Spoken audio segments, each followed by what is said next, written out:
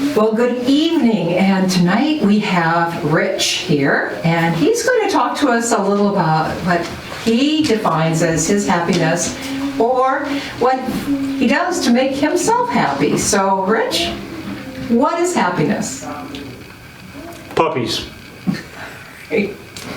Who can possibly sit around with a puppy in their lap and not be happy?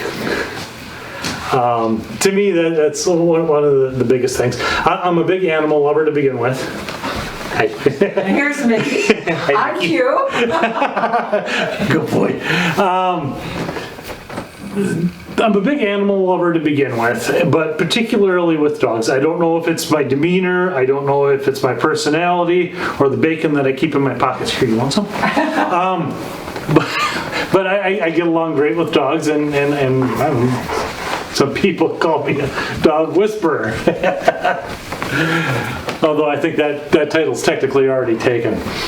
But no, in all honesty, I think, and I was thinking about this topic today because I knew that we were going to be doing this. I think in all honesty, the root of happiness actually begins with a decision. I think being happy is a decision that somebody makes before they do something. I mean, there are certain things, as I said, like with puppies or certain people going on trips or certain things there's certain events that make it more likely that a person's going to be happy. But I also think that it's very likely that somebody could be, okay, some people can be on a tropical island with an ice drink melting in their hand, and you know, the entire layout, just everything paid for, done for. It's just tropical paradise, and still sit on the beach and find something to be miserable about. There are some people that are like that. And yet there are some people that can be in the most miserable states and still find a way of being happy throughout it. And the biggest name that comes to mind is a book that I read a very long time ago by Viktor Frankl, Man's Search for Meaning. Viktor Frankl was a psychologist during World War II and was in being a Jew, he was put into a concentration camp, and he did a study while he was in there watching the different prisoners that were going in, and he could predict after a while which prisoners weren't going to make it very long and which prisoners had a higher rate of percentage of being able to survive. And it had everything to do with what they chose their mental state to be. So, if you can imagine, you know, being in a World War II incarceration camp, there's nothing fun about it. But you decide what it is you're going to do, and that determines how you're going to have a look on it. Now, on a less dismal example of that, we were on a road trip headed back to where I grew up, which is about 3.5 hours from here.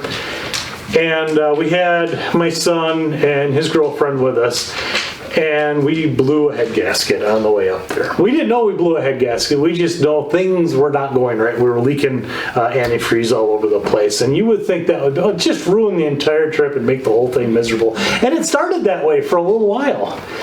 And I decided I am not going to be miserable over this. I am going to find something to have fun. So we pulled out our cameras, we started doing Facebook Lives, and we turned it into our Road Rash series. And we did Facebook Lives along the way as we limped our way to Stevens Point, and then we had the shop open up, and we got it fixed so that we could limp our way back home, and then we limped our way to the other spot. And we didn't find out until after we got home at the end of the trip that we'd blown a head gasket. Luckily, we didn't warp the head, but it turned into an adventure.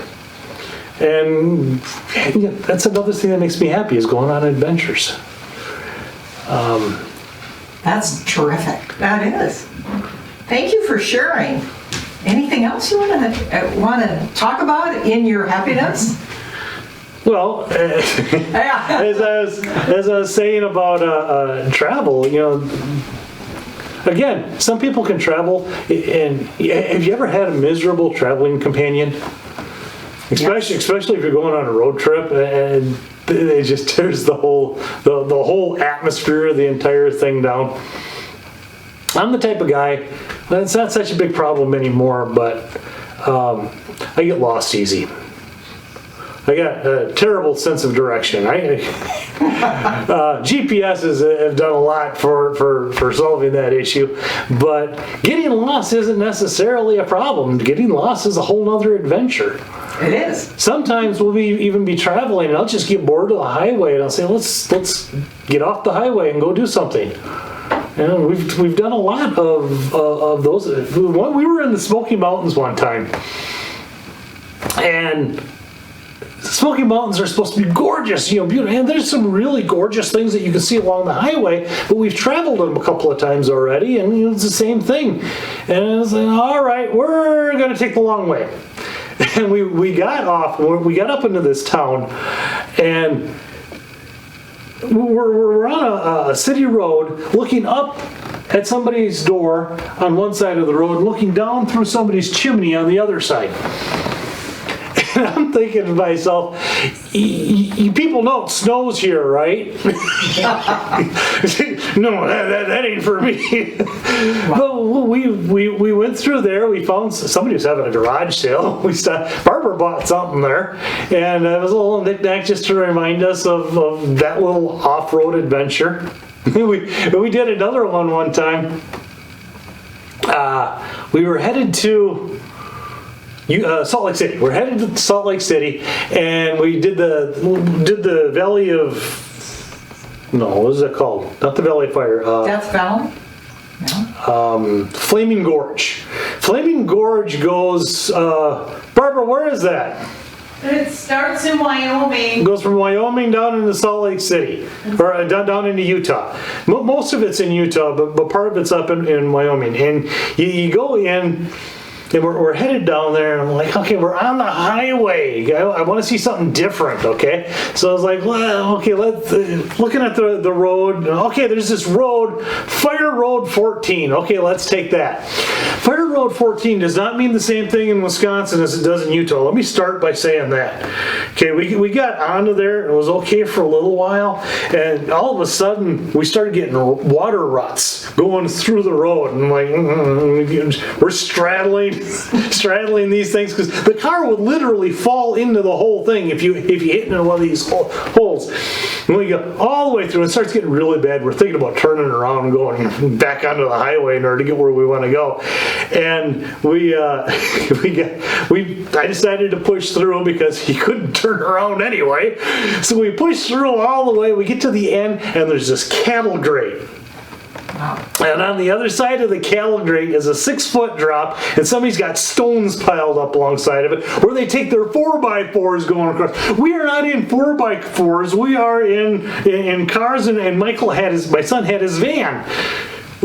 So everybody got out of the car. We're watching all the sides. We only got like that much room on the tire. We made it off into there, and I was having an adventure with that. My son was not too happy about it. We finally got through it all. He gets all the way up into my face and goes, "Paved roads, Dad. Paved roads." Oh, Rich, this is fun. Thank you for sharing some of your happiness with us. It's just fun listening to you, and be well as you pursue your journey in this world. Awesome. Thank you very much. Thank you. Bye-bye.